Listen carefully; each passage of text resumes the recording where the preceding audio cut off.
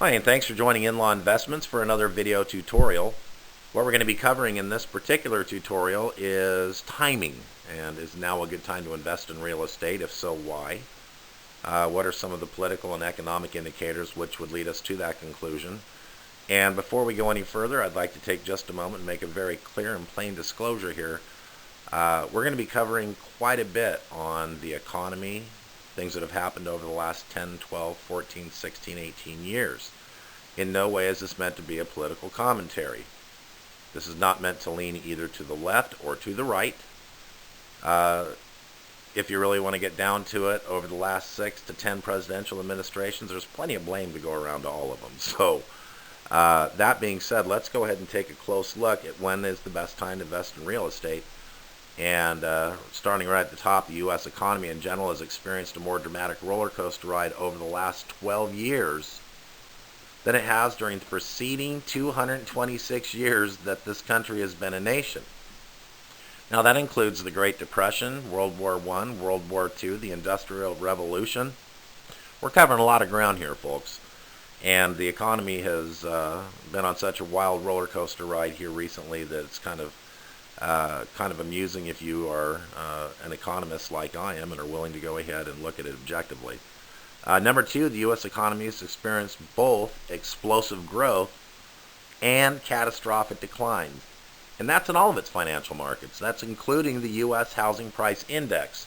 We've mentioned that in other video tutorials. HPI is what we're going to be using moving forward throughout this tutorial. And last but not least, that current economic indicators show that we must carefully invest our retirement savings even more than we ever have in the past.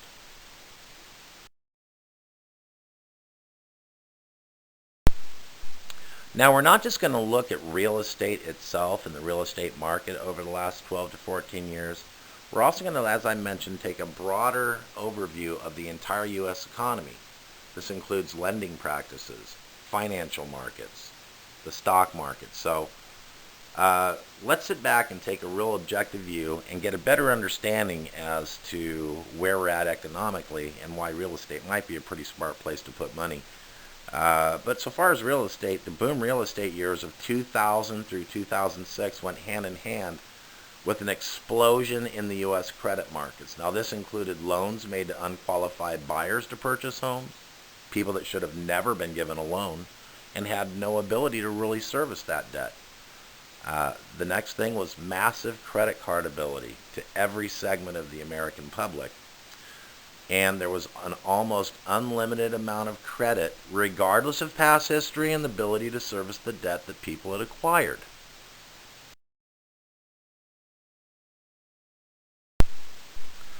Now, in the real estate markets, what we saw was the U.S. real estate saw a dramatic overvaluation prior to the credit meltdown of 2006.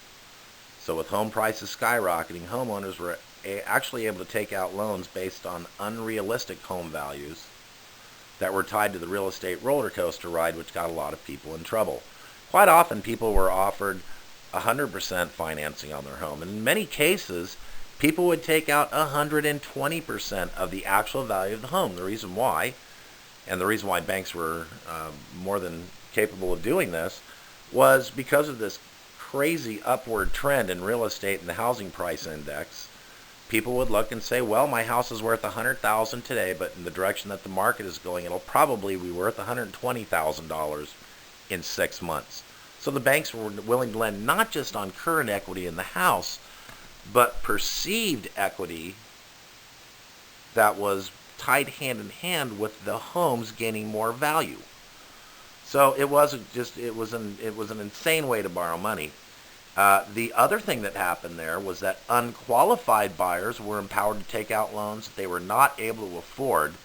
And this is with the help of U.S. regulated housing authorities that were specifically designed to accommodate these lower income buyers.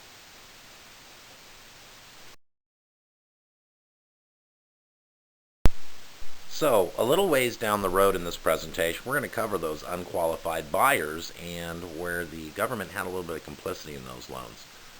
But basically what ends up happening is that in addition to taking out all the equity in the homes, the speculation on that increased real estate values allowed people to take more money out of their homes, just like I mentioned. They were taking out more than they were purchased for, predicated upon the continuing increasing values of the U.S. HPI. And this reckless financial trend continued in all other aspects of the credit market. Probably the worst culprits is credit card debt, and every other aspect of the consumer lending industry went hand in hand with this same credit free-for-all.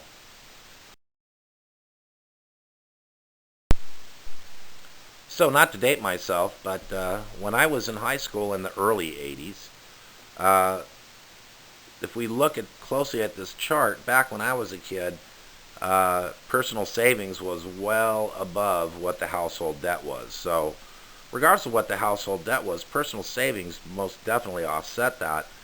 And if we take a real close look, this covers from 1982 to 2007. The purple line that shows personal savings dropped from 12% down to darn near nothing. While at the same time, household debt was rising. It's absolutely crazy, but somehow Americans lost their financial sense of well-being and went from saving money and building equity into saving nothing and borrowing everything.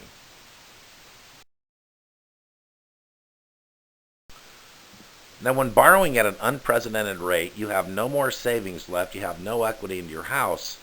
When everything, let's say that the food in your refrigerator is bought on credit, the clothes in your closet were bought on credit cards, you are using credit to heat your homes. To take a very, very broad perspective on this, it came to a point where people didn't own the food that we were eating; they were paying interest on it. Same thing with the clothes on their backs, and same thing that was keeping the lights on inside the house.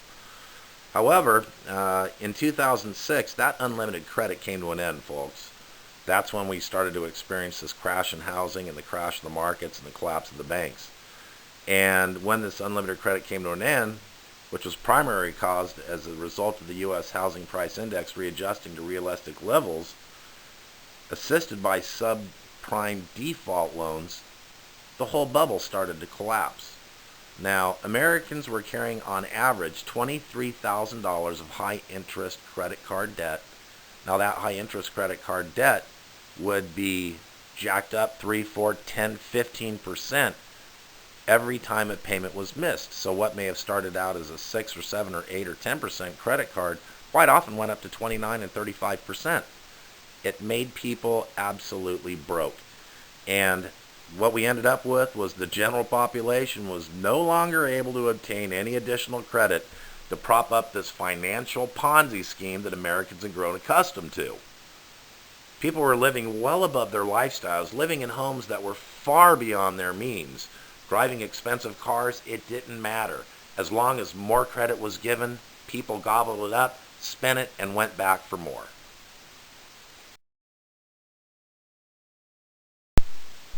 Okay, now I hope you're still following me. So, in looking at this U.S. real estate crash and how it affected financial markets, let's take a peek at the really, major years there, particularly from 2000 all the way through 2004, 5, 6, 7, and 8. What this is showing, this is the U.S. annual foreclosure forecast components. Now, a lot of what's happened there is past. We're now in 2013. And as you can see, from 13 to 16, the forecasts are going to be a lot lower. Okay? So, let's go ahead and look at the blue. What that is, that's baseline foreclosures. The green is foreclosures through ARM resets. Now, what we mean by a baseline foreclosure means a loan that was given that people can no longer afford to pay for whatever reason. Typically because they've borrowed so much in credit card debt in addition to their home, borrowed more than the homes are worth, that those baselines really have kind of remained steady and consistent through 2000. Well, a lot of the mortgages that were taken in 2003, 4, and 5, you're going to start seeing a little bit more green there. Those are called ARM resets. Let me explain what an ARM is. An ARM is what they call an adjustable rate mortgage. So an adjustable rate mortgage usually starts out extremely low at the bottom end of a basic format or guideline, whatever the lowest lending rate is of the day, that's usually when an arm starts. However, there's usually a 3-1 arm or a 5-1 arm. Let's explain what that is. A 3-1 arm basically means this: we're going to start you at this particular rate, and every year for the next 3 years, we're going to readjust this based on LIBOR. What's LIBOR? The London Interbank Offering Rate. We may cover some more of that a little bit later. But if you look, these people were getting the cheapest loan that they had to pay on today. The lowest possible payment that they can pay today. However, over the next 3 years, when that started to adjust up, let's look at 2006, look at 2007 and 2008. Next thing you know, all these foreclosures in green, those are the adjustable rate mortgages that are starting to reset, and people can no longer afford to pay it. It looked great when it was $1,000 a month, but now that it's $2,000 a month, people can't make it. And the brown, if we look at 2008 when the bubble went and when everything started to go haywire, 2008, 9, 10, 11, 12, 13, those are economy-related foreclosures. And we're going to take a little bit closer look at that a couple slides up the road. But I'd mentioned about subprime mortgages, and we're going to take a close look at that right now. So here we are, 2006, 7, 8, 2009, foreclosures are going absolutely crazy. The first segment of the loan markets that started to collapse was what we refer to as the subprime markets. Now, these foreclosures skyrocketed in two distinct areas. Number one, poorly qualified buyers whose loans were underwritten by subprime lenders. Now, let's take a look at how these loans were underwritten. These loans were underwritten in coercion with the blessings of the U.S. government organizations, which guaranteed these loans with the banks. Now, these are shill organizations, and a few of these, let's look at them. Number one is Federal National Mortgage Association, Fannie Mae. The Federal Home Loan Mortgage Corporation, that's Freddie Mac. The Department of Housing and Urban Development, that's HUD. And of course the VA, the Veterans Administration, they jumped on board, and that's to name but a few. But what ended up happening is because all of this credit was becoming available, apparently it was unfair because some of the lower segment of our financial sectors and folks that occupied those demographics, well, they couldn't jump on the roller coaster ride of credit. So what ended up happening, now all of a sudden people who could not afford to buy a home had loans underwritten and guaranteed by the federal government. And when those loans crash, the banks aren't on the hook.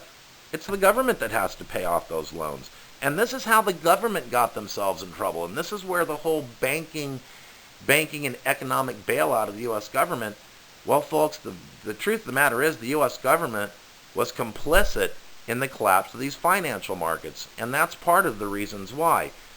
In the subprime markets, there was a period in 2005, 6, 7, and part of 2008, where if you could not get a loan based on your income, that they came out with a new loan product. What was it called? A stated loan product. What that means is, well, you know, Joe wants to buy a $200,000 house. Well, can Joe afford it? He can't prove that he can. He can't provide paycheck stubs, a bank account, or anything else. But he stated, okay, think about it.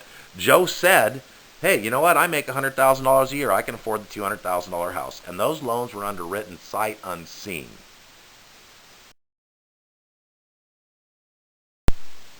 So after the subprime loans and the liar loans, which is what they became known as liar loans, after they started to go heavily in default and the subprime lenders started to collapse, well, some of the ones above them did too.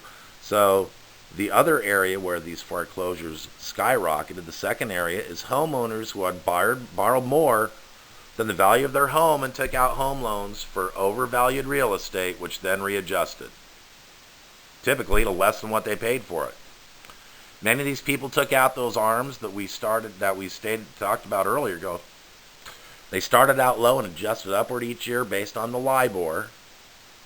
And these folks also tended to be the folks who had unlimited credit offered with high interest rates, and the ones that have been living well beyond their means based on the same market speculation that was preparing to take down the banks and the government giants. And we're going to cover a little bit more on LIBOR later. So to get a better idea, as I had mentioned, the first ones that went were the subprime loans. That's represented by the yellow line. Wavered a little bit in 2002. Everything had leveled off between 2003, 4, 5, 6, and here comes 7, and there go the subprime loans. Default on a massive basis. Next came the prime and the adjusted rates, the ARMs. Then came the FHAs, but the prime fixed rate, the very small segment of the U.S. population who were financially responsible, didn't get themselves in debt, didn't deplete all their savings like we had shown in a previous graph. That's a pretty small percentage of an uptick for the responsible folks out there. But what these other lines indicate is that the majority of Americans were irresponsible. They borrowed more than they could afford to pay back. They lived well above their means, and they always thought there would be an unlimited credit. So if you couldn't pay the bills you had today, it was no big deal. You called a credit card company, they sent you another $50,000 line of credit on a new card, and you used that money to float your other expenses. And this is why we see, by looking at this, that all of these mortgages started to overload the system, and the banks and the government found themselves in quite a pickle. So what ended up happening, folks? The entire house of cards started to collapse. Debt was called, mortgage payments were missed, and a wave of foreclosures that we'd seen on the previous graph on default loans started to flood the market. Now, bear in mind, what was continuing to help this credit bubble was the fact that those collateralized debt offerings that we had looked at a little bit, that the big banks were buying and selling back and forth to foreign investors, well, all that stopped too. So all of a sudden, there's nowhere to dump the debt. Number 2, unable to pay off credit card debt and other credit instruments. Rates soared on all those instruments too, and default on these credit debts also increased. So first went the housing, then went all the credit markets behind it. Now the drain on the lack of credit cripples the economy. GDP, or gross domestic product, drops, and unemployment starts to escalate with the end of consumer spending, and recession takes hold. Folks, if people can't afford to pay their bills, they're not going out to eat at the expensive restaurants anymore. If people are unable to keep a roof over their heads, they don't take their kids to the putt-putt golf course or to the go-kart track quite as often as they used to, and that costs jobs. Less consumer spending, less jobs needed to service the money being spent. That's when the recession takes hold. And at that point, unemployment exploded with the decline of the credit-based spending that was flooding the economy. Now, as I mentioned, real estate went south, credit markets went south, and as a result, well, unemployment just absolutely skyrocketed. Now, what we're looking at right now is we're looking at 1970 through 2010. Now, we see a lot of spikes in unemployment. The highest there was at the beginning of the Great Recession here in the early 80s, and that's when Reaganomics, President Reagan and his Reaganomics kicked in. That drove that figure down quite a bit, and it went down and up, throughout the 80s, 90s, and at the beginning of 2000. But the biggest and fastest spike that we've ever seen, looking at the entire gamut from 1970 to 2010, started in 6 and 7 when all of these markets collapsed.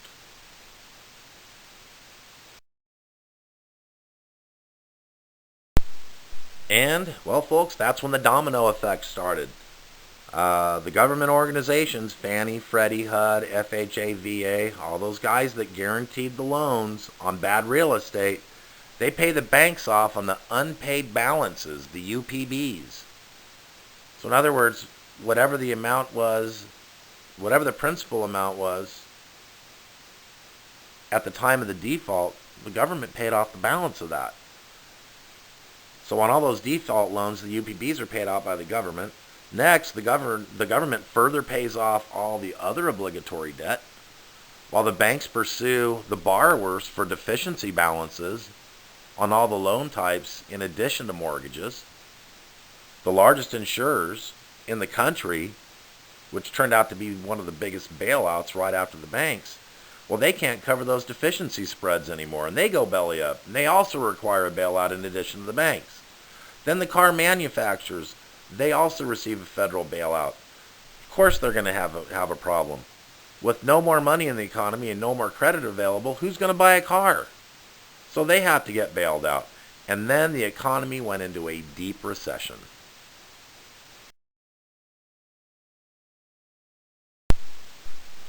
So here we got 4 administrations, 2 Republican, 2 Democrat, and we find ourselves today where stimulus and bailout money floods out of Washington, D.C., despite the fact that no current expenses are eliminated to compensate for this new spending and debt that's incurred by these actions. Spending on every front has spiraled out of control. Again, the U.S. debt obligation soared to an astounding, again, think about this, $17 trillion of debt. Again, to better understand this number, that is 17,000 times 1 billion. And now the debt ceiling is continually raised without offsetting any of the new expenditures, which is, when we're talking about expenses, what that really means, folks, is borrowing. And there's no cost cut elsewhere.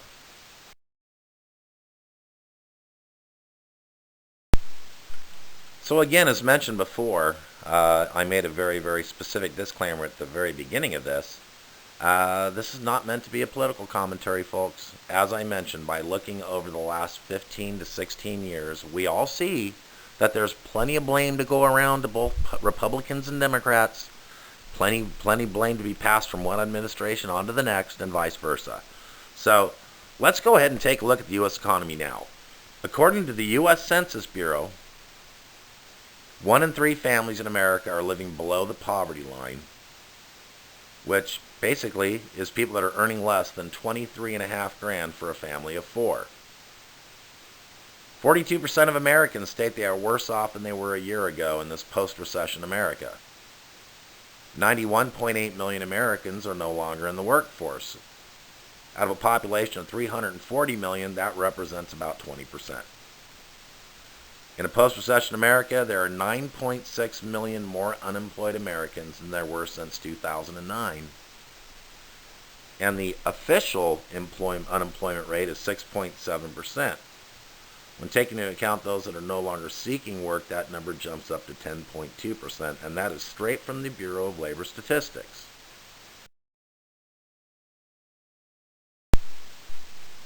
Now, America is a resilient nation, make no mistake about it. We've gotten through a lot of hard times. Lord knows we'll probably go through more in the future, and we'll still come out strong with our both feet on the ground. But what a lot of these basic economic indicators are meant to do is not just meant to be depressing, but it's to come to terms with some real simple things, folks. Regular families who remain financially stable over that recession of the few years back, that didn't borrow too much, that didn't drown in credit card debt, well, those responsible families are now going to start to experience some pains too. More unemployed people results in higher welfare assistance costs. Many more families stand to lose their homes as a result of the skyrocketing price increases in energy, healthcare, and the basic necessity.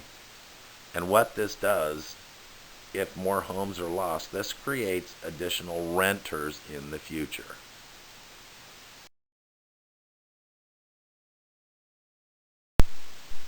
Now, as mentioned, we're a resilient country. We're gonna fare out just fine.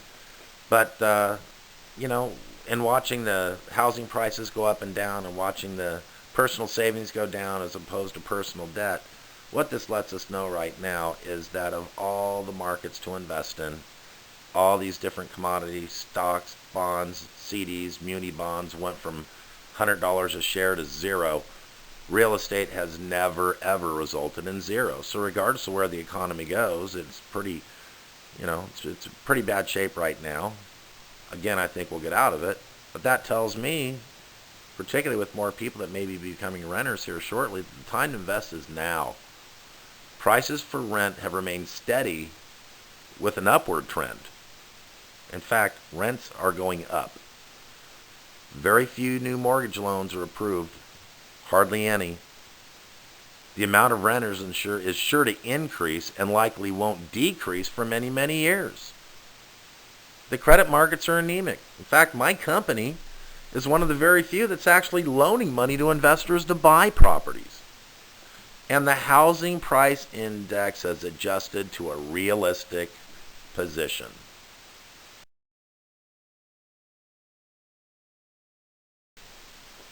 So what does this mean on the upside for investors? What does this mean as an upside as to if now is a good time or not to buy real estate? Well, for a well-positioned investor, it couldn't be better.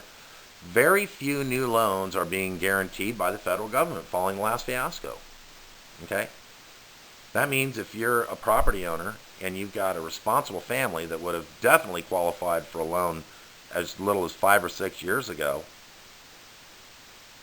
you can be the lease. You can actually put these people in lease options, and they're happy to have the opportunity because nobody else lends to them.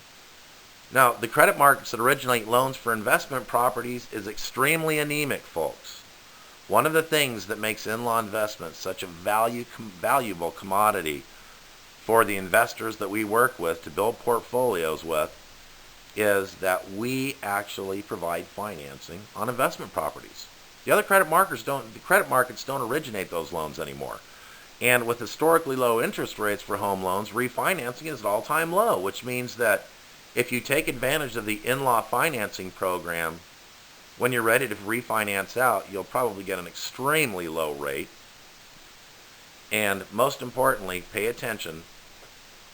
Investors who currently, right here, right now, and in the near future, investors who hold successful income-producing properties and income-producing property portfolios will likely be seen in favorable terms by banks and financial institutions in the future. There's been massive foreclosures. People are barely able to make their mortgages right now. But if you as an investor have 1, 2, 3, 4, 8, 10, 20 properties in a portfolio, they're all performing properly, your loan servicing is being met, you're still making a profit, you're the type of person that banks are going to want to deal with in the future.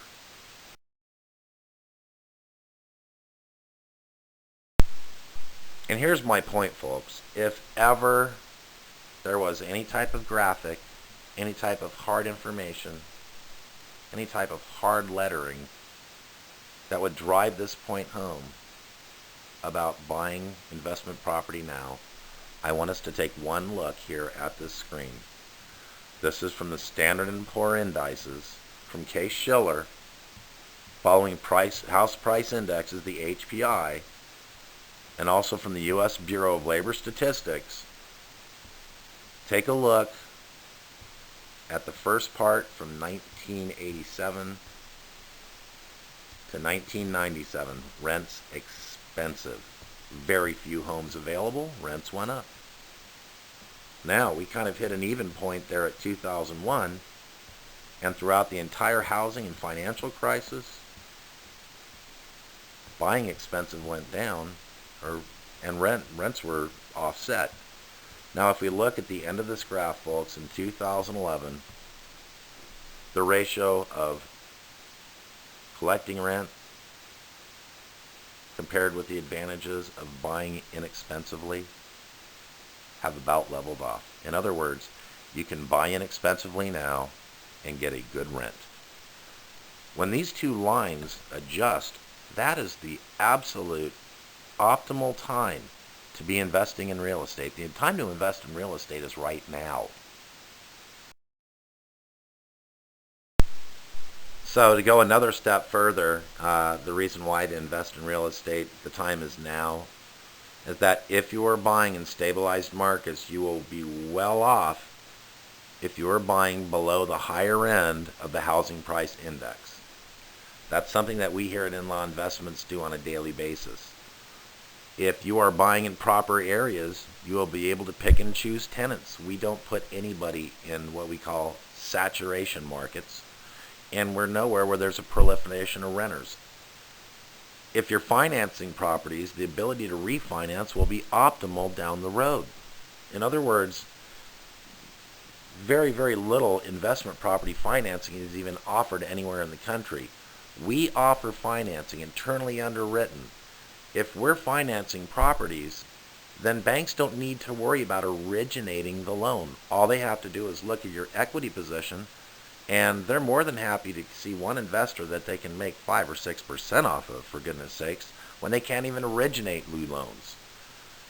And the most important aspect here is if you have a trusted relationship with a company in building a portfolio of income properties, you minimize the inherent liabilities of owning these assets.